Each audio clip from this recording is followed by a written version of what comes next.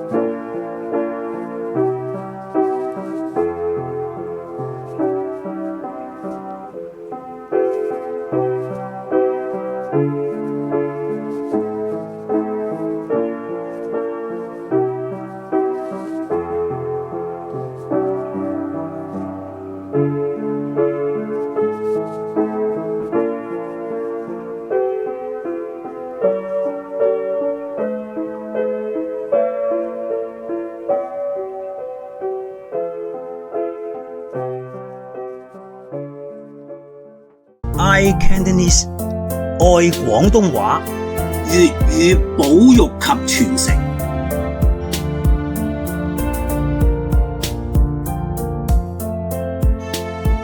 如果覺得內容啱睇嘅，subscribe